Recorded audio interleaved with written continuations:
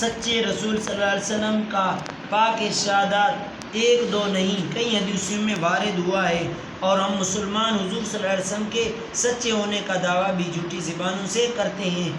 مگر اس پاک ارشاد کا ہم پر کیا اثر ہے ہر شخص کو معلوم ہے۔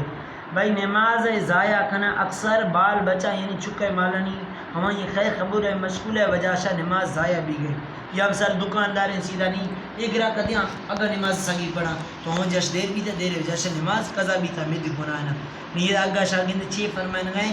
کہ یہ دنیا اندر یہ مرد میں آئیاں ہم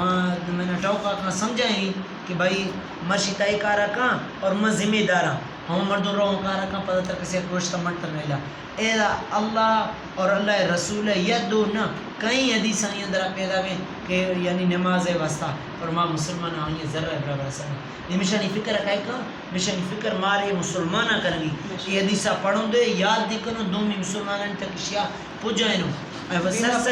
سرسری یعنی ودی جندے لوگ ہیں اندرہ پنچوں کا نماز صحیح پڑھے ودی خوش شکنو دومی براسان دی خوش شکنو ہمیشہ سکول خوش شکنیں انشاءاللہ